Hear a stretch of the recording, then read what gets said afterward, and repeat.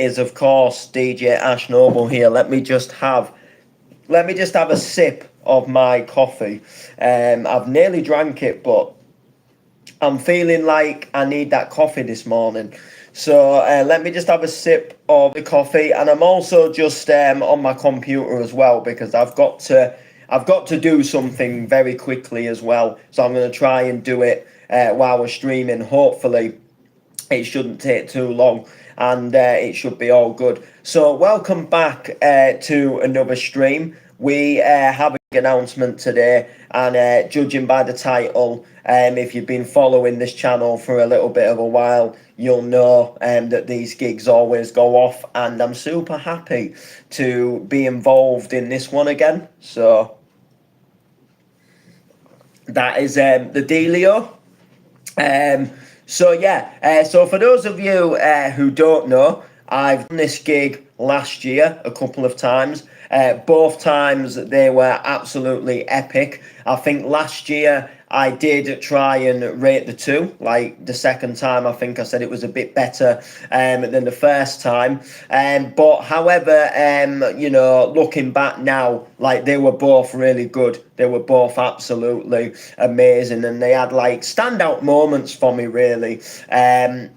I think the first one just kind of had that little bit more of a kind of like surprising feel, whereas the second time, the second time was really, really good, but I kind of already sort of knew what to expect, whereas the first time, it was like, I've never been here before, do you know what I mean? And it's a little bit like that, this is all new to me. And then the second time I had a little bit of a vague idea for obviously the last time and stuff like that. So I'm happy to announce that I've been invited back up to Oik in Scotland to play a DJ set and do some stuff on the microphone as well, as I always like to do.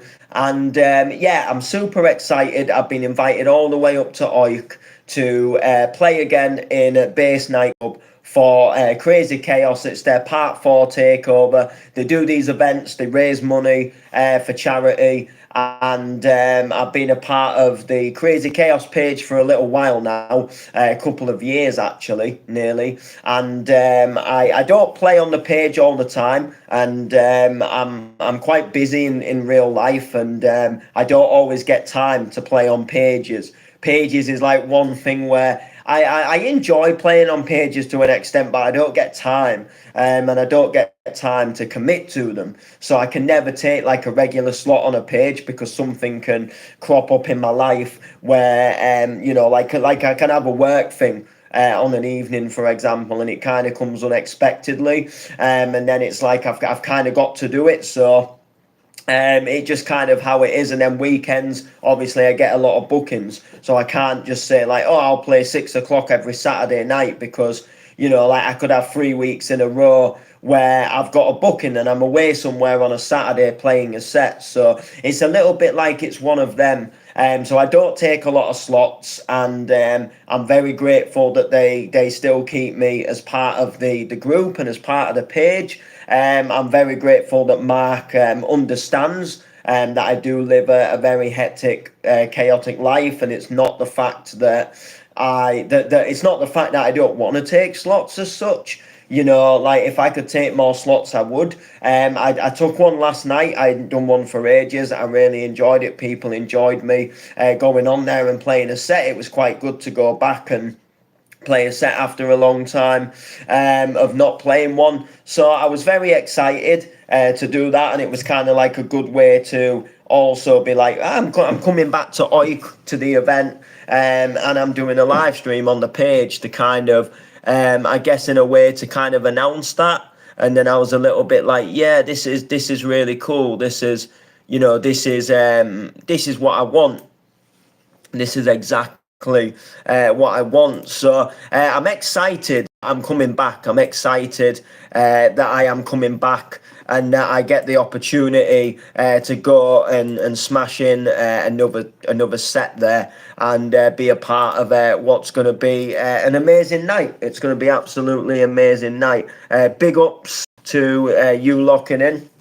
So, if you've not been following the channels, last year I went there twice and it went off. So, it was really weird. So, the first time we got there, and I had the day from hell. Like, literally, it was one of the worst journeys to a gig that I have ever had in my whole DJ career. It was honestly, I was losing the will to live. So unfortunately for me, I decided that I would take my mum along with me for the journey, and I'd take my mum's friend, and he was going to drive us, and we were going to make it was just a weekend away somewhere, something nice to do. My mum doesn't often get to see me gig, so I thought, you know what, it'll be a really nice sort of way for her to see me gig, and a really nice way for her to kind of see, well, look, you know, you've kind of heard me at home when I used to live with her. You've kind of heard me like do things at home. And you've heard me kind of like jump on the decks at home and stuff. But, you know, what am I like in front of a crowd and an audience? You've seen a couple of videos. Be nice to bring you along. A little bit of a regret, to be honest with you. And I was telling my mum for absolutely weeks on end that, like, you know, well, I say, you know, it was coming up. There was like 2 weeks left. There was like a week left. I was like, you know, on the morning. But, you know, it's a long drive. We're gonna have to set off. We need to set off. It's a long drive, and you know, I was because she's one of them people where she's got quite a bad memory, and she can get easily distracted, or somebody can call her for help at the last minute, and she'll go and help somebody at the last minute. And I was like, make sure that you are like, you've got everything ready, prepare everything the night before, and then you're ready so we can set off the next morning. It came to the next morning, me and my mum's friend was ready. We was all completely ready. She wasn't ready. She needed a chemist and stuff like that, and she wasn't prepared. And without the chemist, like she wasn't going to be very good at traveling. And then she was like, you know, you might just have to leave me at Hull. And like, you know, I just, you know, I might as well not come now. And then I was a bit like, well, I've just, you know, I've secured you a deposit down on a place where we're going to be staying, and I've sorted everything out, and now you're saying like you don't want to come. And then we got sorted. We got her ready to go. We set off a little bit later than I anticipated setting off, to be honest with you. I wanted to sort of set off around 11, and I think we ended up setting off at something like 12:30, 1 in the afternoon, and it really kind of annoyed me. And then we had issues on the way where the car kept overheating. We had to keep pulling over. It just felt like, you know, after a couple of hours that we were never going to get there.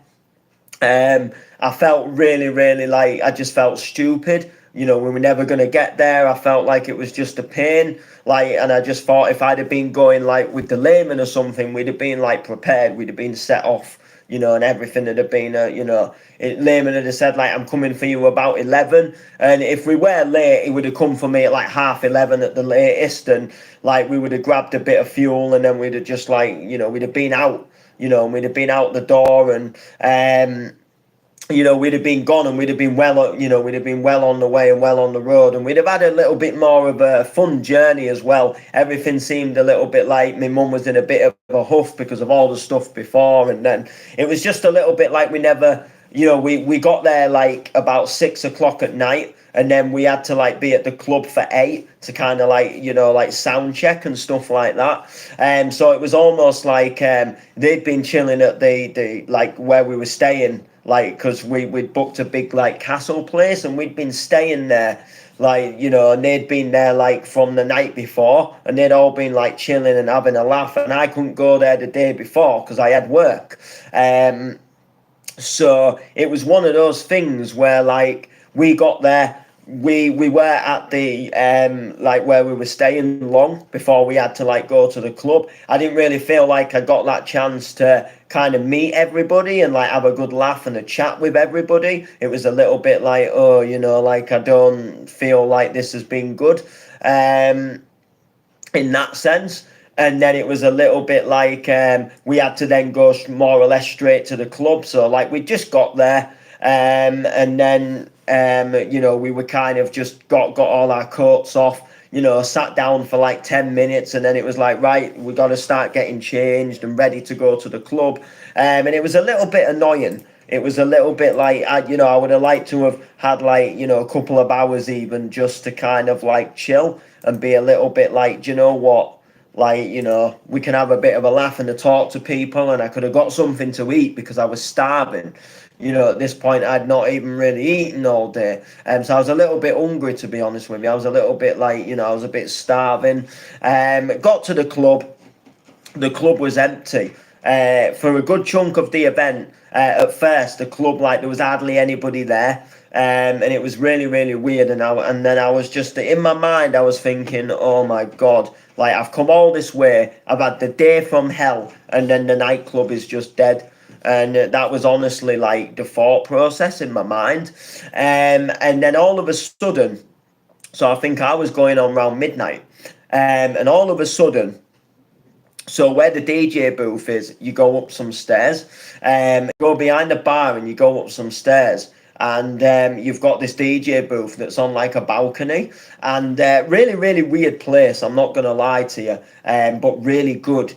So anyway, I'd gone up to get ready for my set, and then DJ's brought his last track in, he's unplugged his headphones, right, you head over to the decks, Noble. And then anyway, point being, I get out to the decks and there is just a massive sea of people. And all of a sudden, this nightclub just absolutely fills. It just rams. It's absolutely packed out, to the point where there's people and there's people, followed by more people. And it was the most craziest thing ever. It just all of a sudden turned from like hardly anybody in this club to this club just being absolutely full.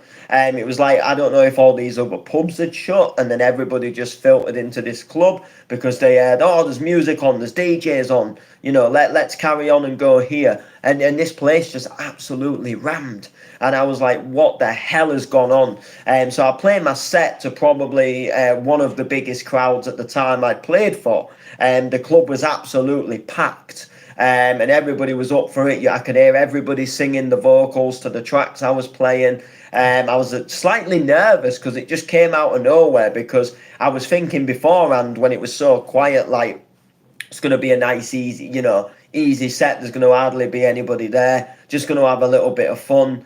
But then all of a sudden I'm just playing to this massive crowd of people, and I'm just having this absolutely the best time ever. And then literally, it was just amazing. And then I came down from playing my set and realised exactly how full the club was, because there's like another part to the club. There's like a bar area, so there's like a bar, and there's like seating areas, and that place was absolutely packed out as well. So you couldn't really get on the dance floor because it was so busy, and then there was people at the bar area like getting drinks, and people just filtering through the club and having an absolutely amazing time. And I was like, whoa, this is sick. And I just ended up like having the best time ever. And then following day, we got up and had food, and then we left, and we headed back home. And what really gutted me was it felt like the trip was too short-lived, because we got there so late on the Saturday, and then it was like we went back after the event, we went to bed, and then we more or less got up and went for a breakfast, and then it was like, right, we're going back home now. So when they booked me the second time, I was like, no, we're doing this different this time. I thought this time I'm gonna go, and I'm actually gonna stop for 2 nights. I'm gonna actually stop for 2 nights, because I just thought, you know what, like, I just want to stop for 2 nights. It's just gonna be a lot better if I stop for 2 nights. And then I can have a little bit more of a laugh and a bit more fun with people, and just have a little bit more of an enjoyable time of it. So anyway, so I decided that's what I was going to do. I decided that I was going to, I went on a train this time. So I got two trains, I think it was, and a bus. And that was literally how easy it was.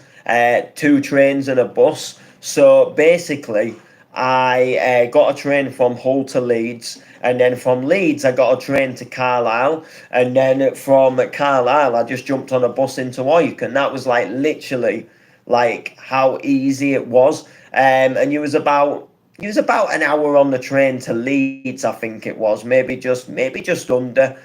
Maybe just over, I can't remember. And then we were probably about 3 hours on the train to Carlisle. Really nice train route though, really good, and it was a really enjoyable vibe. I'm not gonna lie. I got sat on a train, and some old guy gave me a history lesson of the railroad.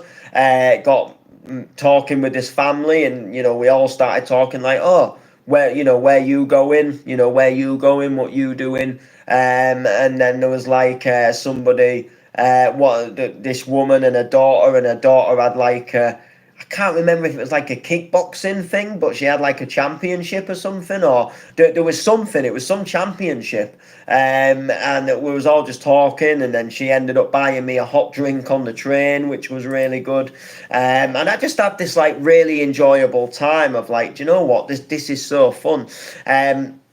We got there, and then pretty much the same thing happened again, where the club started off to be quiet. Then it filled up and it got really busy again. So I was proper buzzed. I was like, do you know what? This is sick. And it's one of them clubs where it just fills up later on. People don't go there at 8 o'clock at night. People go there sort of in the early hours when they've finished at all the other, wherever else they've been. They go around pubs or whatever, they go to other venues. Last time there'd been some like foam party on somewhere. So a lot of people like came sort of after this foam party finished, and it was just absolutely crazy. And there was quite a lot of people that knew me. They were like, oh, you're the guy off TikTok and stuff, and it was just crazy. I had a really, really good time. So I'm super looking forward to going back there again. I'm like, do you know what? This is going to be absolutely crazy. And what I really do appreciate Mark doing is he puts me on quite late as well. And in that club, like, you play around sort of like 12, 1 o'clock, 2 o'clock at the latest. You've got a really, really good crowd. 3 o'clock is where you're starting to, it's the end of the night. I think it sort of finishes at 3, I think. But that sort of 12, 1 o'clock set, you've got a good crowd. You've got people there that are up for it. That's what you need. You need people that are up for it. So with that being said, that's what's happened. You've got this really, really good vibe of people just going for it. Really, that is like the whole thing of it. So with that being said, I'm super looking forward to going again. I'm looking forward to playing again. I feel even more excited for playing again because I've got so much new material, my own tracks, other people's tracks. I've had a really big update lately in terms of like tracks to play, and I've got some like really, really good bounce tracks and some stuff that I know will go off as well.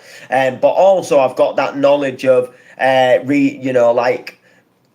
kind of reading a crowd as well. And I can look at a crowd and I know that like I can drop certain tracks and I know they'll sing it. So that is something that that is something that I know people will be like, do you know what? Like, we're gonna sing this. And that's what I kind of knew last time. And you just can't beat them kind of gigs, can you? You just can't beat it. And I watched a really, really good podcast last night, and it kind of spoke about like how it spoke about reading a crowd, and it was like they were talking about different scenarios of like what to basically do when a certain DJ has been on and you're following that DJ. And how do you either like keep the energy, or that certain DJs maybe lost the energy? How do you bring it back? Or maybe you're warming up for that DJ. and there's different ways. Like, my answer to it is there's different ways you can do it. So let's say you're following on from a DJ, and let's just say, I don't know, this DJ is kind of, is the main headliner of the night, is the guy that everybody's more or less come to see, is the reason why this night's kind of happening, because he's on there. People maybe listen to this DJ on Spotify, or they've heard his tracks on the radio, or whatever it might be. They know him from somewhere, right? Now, the thing about today's modern ages, and this is what was brought up on the podcast, that was really, really sort of valid point. So a lot of DJs nowadays are not DJs, unfortunately. So you've got people that are just solely producers. They produce, they haven't touched a pair of decks before. They write a tune. It might be something a little bit dancey, might be something a little bit EDM-y, because that's the type of music they like, and it blows up.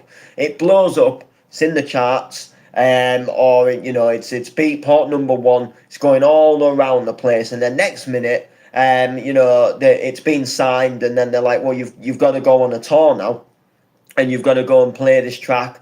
You've got to go and play DJ sets and put this track in a DJ set. And this guy's not had a Scooby about, what to do on a DJ set. He's just made this tune. Put him in front of FL Studio. He'll know exactly what he's doing to the moon and back. Put him in front of a pair of decks, he's not so good. So you've got these DJs that have just kind of been pushed into being a DJ because they've made a hit. And then they have to go and suddenly stand on a stage in front of thousands of people and perform a live DJ set and play this like famous track that they've made. And they'll play the famous track and everybody will love it. And then the rest of the set isn't really anything to go by, and he'll be sinking, and there'll be things wrong, and he'll be cutting in and out of tracks, and that is not always the best DJ. So you've got to sometimes think like, well, how am I going to follow from that? Because the guy might have because this DJ might not necessarily have done a bad job, even though he doesn't know what he's doing. Like, he might have dropped his track, and then he might have just dropped loads of good sort of sing-alongs because he didn't really know what to do. And people could have actually enjoyed it and been singing along. Or he could have just gone into playing loads of unknown non-vocally stuff, and the crowd's kind of been dancing, but they're not really that into it. So you've got to think how are people going to sort of how are you going to bring the energy of a set? What do you kind of do? So if I was following on from a little bit of if I was following on from a headliner, what would I do to kind of make my set kind of stand out? Now, one thing to note is you're not the main person of the gig. So if I was, say, following on from, I don't know, let's just say, Ultrabeat, for example. Ultrabeat was the main man of the show. He's the one that people were obviously there to see. Ultrabeat's going to drop some absolute, belting tracks. He's probably going to drop Pretty Green Eyes. He's probably going to drop, Use Somebody. And he's going to finish on some absolute belting. He's going to play some absolutely corking tunes. Now, what I do want to do at this point is I do want to impress. People say you've kind of got to sort of play to kind of fit your criteria. So if you are kind of if you are a warm-up DJ or you're taking over from a headliner, you should play as a warm-up DJ, and I beg to differ on that one.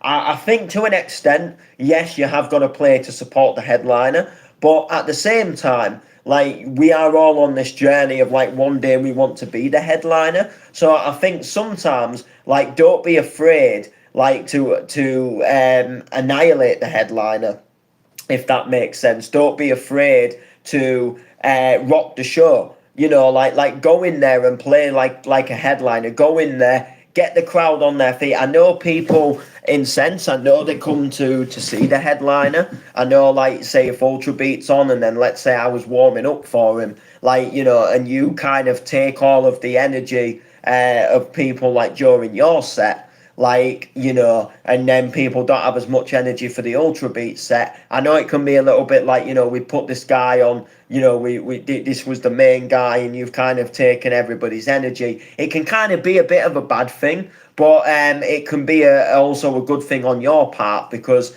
you've got the crowd in your hands. You've got people coming up to you, oh pardon, and saying like, I love that set. And one good example, when I played a gig towards the back end of last year, we played to a really, really busy club, and there was a headliner coming on after us. We warmed up for the headliner, and not to sound big-headed, but we kind of did steal the show from the headliner. The headliner came on, and everybody had danced away to myself and the layman. And then he kind of, the headliner came on, and a few people sort of stuck around for him. But sort of as his set went on, the place started to kind of like thin out a little bit. And he didn't really play, arguably, like, he's a good headliner, but he didn't really play what I would have thought would have been like completely like the right set for that type of venue. Like he went a little bit too donk for me personally. Like, now I played a bit of donk in my set, but I also played a lot of other tracks as well. I played a lot of other tracks in my set.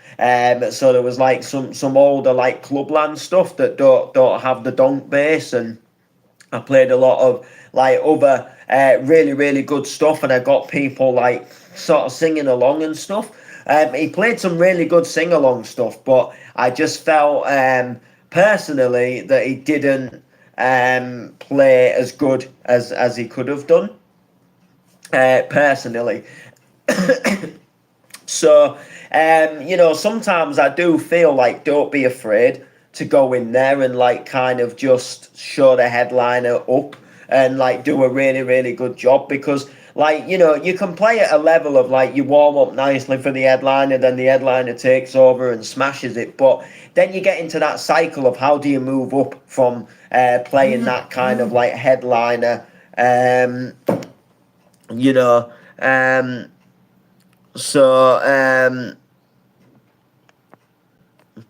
So basically, that is, I think sometimes don't be afraid to go in and absolutely show the headliner what you're made of, and show the club promoter. It's not always necessarily showing the headliner. It's showing the club owner that, listen, look, you've paid so much for this guy.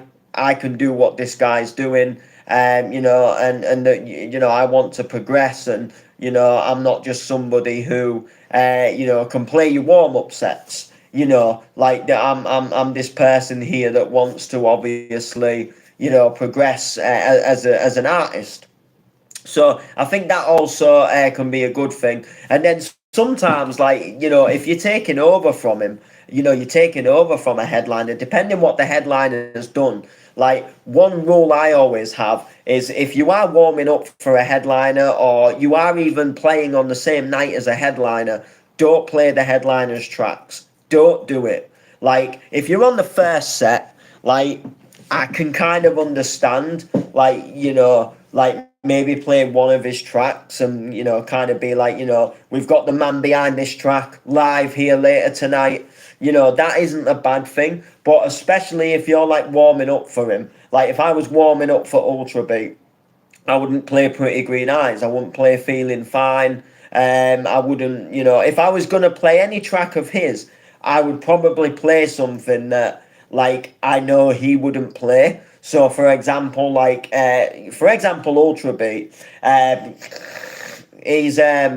he did a remix of Right Here Waiting for You. And I know for a fact that, like, he's not probably going to play that, because it's like, it's really old. It's one of his really, really old tracks. It's like a 2007. Wasn't as big as half of his other tracks. I've never heard him play it in all the times that I've heard him do sets. So, like, at a push, I would play that tune, because I know that he's not going to play it. But then also, like, apart from that, like, I just wouldn't play it. I wouldn't play like his tracks, because I know that he's coming on, and I know that he is obviously the main man. So it all just kind of varies. But the podcast was really good. The podcast just spoke about, just loads of different like sort of views and points of kind of how you would bring that sort of energy back. But they spoke more like if you're playing like sort of like house, garage, and sort of techno. Like, you know, I do a lot of clubland and bounce and stuff, and basically sing-alongs work. Sing-alongs work. If you play sing-alongs that people know, people can sing along to, even people that say like these tracks are too cheesy for me, they're going to sing along to it. They always do. You go in with like a remix of Living on a Prayer, people are going to sing it. You go and play something like, you know, I'm sorry, you know, I can see my whole world changing. They're going to sing it. You drop something like Venga Boys, Boom, Boom, Boom, they're going to sing it. You know, and if the other headliner hasn't dropped them tracks, like, play them. You know, finish off with a Living on a Prayer. And one thing I always do believe in doing as well, like as a DJ, if you are a DJ, right, is make yourself known that you're coming on set. Some DJs don't like you know, the headliner finishes. The DJ just mixes into the headliner's last track, and then you don't even always realise that there's been a change in the music. Whereas I always do like energetic spin backs. I go like do on the cue button. MC's like, are you ready for this next DJ? And I'm like do before I'm like pressing play on my track. And I'm really letting people know that I'm here now. I'm on the decks now. This is my time to shine. This is how we do things. Are you ready? Let's do this. Let's go. And then I always start off with a really, really good intro track to really ease people into the set. The set's changing now. I'm coming on, we're about to have a party, and I'll always play something that just starts off nice on a nice breakdown, something to sing along to. People are like, oh my God, I remember this tune. It just eases them down a little bit from the last guy, and then it'll build up, and then it'll drop, and then we'll go into the set. And I'll have moments in my set where there'll be like high energy drops, and then there'll be like moments where there'll be a little bit of a longer breakdown, and it'll be like, let's have a breather, take a breather, sing this one, you're gonna love this one. And then of course you've got and then it'll come to the second to last track, and I'll do like an energetic where I put it into a loop, and then I shorten the loop, and it goes to like a do, and then I go like do do do do do do do do do do do do do do do, and then I do like almost like a real slow stop, like it's a record stopping, and then it'll be like, you know, do you want one more from the DJ? And then we'll get the crowd energetic, and then I'll end on something like Living on a Prayer. And I'll get everybody singing for one final song, and it's just, you know, it's, you know, memories. You know, we're having a party. I want people to like, we're having a party. You know, we're not just dancing and raving to a load of, you know, like instrumental techno stuff.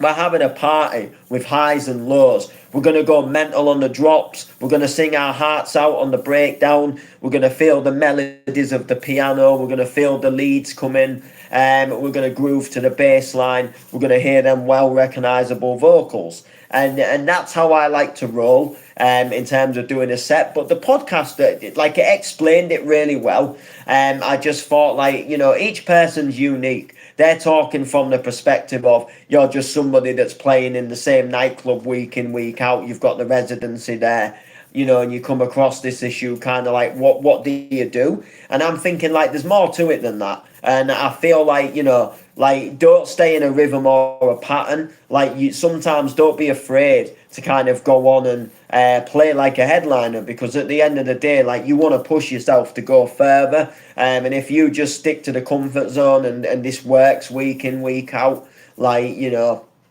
try things. You know, you might lose a bit of crowd, you might lose a few people, but try new different things. You know, go in there and be as energetic as possible, be like you want to be there, be ready, play, you know, just you know, and don't even, you know, have all the tunes in the world so you've got backups. Like, if, you know, if this sort of genre is not really working, you know, you can mix it up and you can go into something else, and you can try something else, and, you know, just be as prepared and as ready, you know, and don't be afraid to give off a similar vibe of what the headline is giving off. You know, you've got to kind of keep that energy, up there he's been on, but you know, the night's not over yet. Let's carry on partying.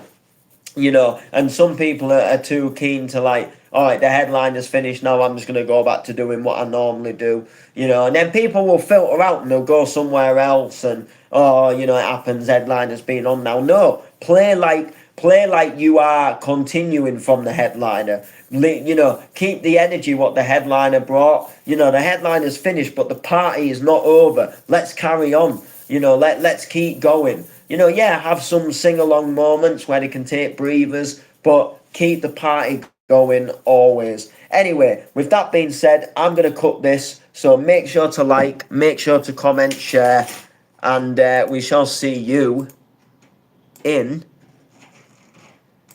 the next one.